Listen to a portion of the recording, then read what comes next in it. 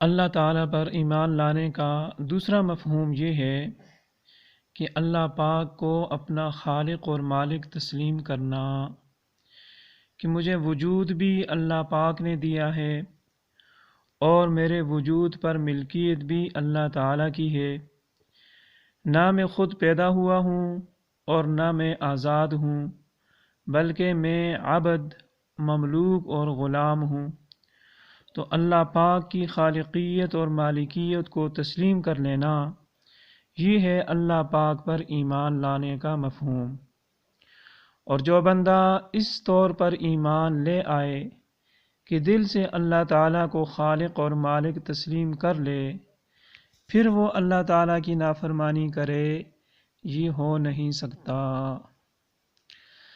تیسرا مفہوم یہ ہے کہ کل کائنات کا خالق اور مالک اللہ رب العزت ہے، اور اس کائنات کے اندر مرضی اور منشا بھی اللہ تعالیٰ کی چلتی ہے۔ اس کائنات میں آسمان و زمین کے ان دو پارٹوں میں جس کے ساتھ جو کچھ ہوتا ہے وہ اللہ پاک کی مرضی سے ہوتا ہے۔ بیماری، صحت، موت، زندگی، عروج، زوال، عزت، ذلت، کامیابی، ناکامی، سب حالات اللہ پاک کی مرضی سے آتے ہیں۔ میرے ساتھ بھی جو کچھ حالات پیش آئیں گے وہ اللہ تعالیٰ کی طرف سے ہوں گے، چاہے وہ موافق حالات ہوں یا ناموافق، چاہے وہ عزت کے فیصلے ہوں یا ذلت کے، چاہے وہ توانگری کے فیصلے ہوں یا تنگدستی کے۔ جو بھی حالات ہیں وہ سب اللہ پاک کی طرف سے آتے ہیں، اور میں اللہ تعالیٰ کے ان فیصلوں پر راضی ہوں، اور میں اپنے آپ کو اپنے رب کے سپرد کرتا ہوں۔ اس سپرد کرنے کا نام اللہ تعالیٰ پر ایمان لانا ہے۔ والقدر خیرہ وشرہ من اللہ تعالیٰ کا حاصل یہی ہے۔ اس لیے ہم نے شروع میں کہا تھا کہ والقدر خیرہ وشرہ من اللہ تعالیٰ، یہ ایمان باللہ میں شامل ہے، اس لیے ہم نے اسے مستقل الگ طور پر شمار نہیں کیا تھا کہ مجھے کوئی نقصان پہنچا سکتا ہے نہ فائدہ، نہ عزت دے سکتا ہے نہ ذلت، نہ کامیابی اور نہ ناکامی۔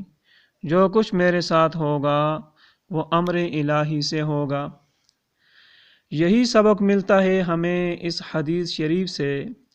حضرت ابن عباس رضی اللہ تعالیٰ عنہ فرماتے ہیں کہ کنت ردیف النبی صلی اللہ علیہ وسلم علی دابہ، کہ ایک دن میں نبی علیہ السلام کے ساتھ سواری پر سوار تھا۔ فالتفت الی فقال، نبی علیہ السلام میری طرف متوجہ ہوئے اور فرمانے لگے، یا غلام، اے لڑکے، انی اعلمک کلمات، میں تجھے چند باتیں سکھاتا ہوں۔ احفظ اللہ یحفظک، تو اللہ تعالیٰ کے احکامات کی حفاظت کر، اللہ تعالیٰ تیری حفاظت فرمائیں گے۔ احفظ اللہ تجدہ تجاہک، تو اللہ تعالیٰ کے احکامات کی حفاظت کر، تو اللہ تعالیٰ کی مدد کو اپنے سامنے پائے گا۔ اور فرمایا، اذا سألت فاسأل اللہ، اے لڑکے، جب تو مدد چاہے تو مدد مانگ صرف اللہ تعالیٰ سے۔ وَإِذَا اسْتَعَنْتَ فَاسْتَعِنْ بِاللَّهِ، اور جب تو اذا سألت فاسأل اللہ، جب تو کسی چیز کا سوال کرے تو اللہ تعالیٰ سے سوال کر۔ وَإِذَا اسْتَعَنْتَ فَاسْتَعِنْ بِاللَّهِ، اور جب تو مدد چاہے تو مدد بھی طلب کر اللہ تعالیٰ سے۔ وَاعْلَمْ، اور سن لے، ان الامۃ لو اجتمعت علی ان ینفعوک بشیء لم ینفعوک الا بشیء قد کتبہ اللہ لک، کہ اگر ساری امت اکٹھی ہو جائے اور اس بات پر متفق ہو جائے کہ تجھے کچھ فائدہ پہنچانا ہے، تو جان لے کہ وہ تجھے کوئی فائدہ نہیں دے سکتے مگر وہی فائدہ تجھے پہنچے گا جو اللہ تعالیٰ نے تیرے لیے لکھ دیا ہے۔ وَلَوِ اجْتَمَعُوا عَلَىٰ أَن يَضُرُّوكَ بِشَيْءٍ، اور اگر اس بات پر متفق ہو جائیں کہ تجھے نقصان پہنچانا ہے تو پھر بھی لم ينفعوک الا بشیء قد کتبہ اللہ علیک، تجھے کوئی نقصان بھی نہیں پہنچا سکتے مگر وہی جو اللہ تعالیٰ نے تیرے لیے لکھ دیا ہے۔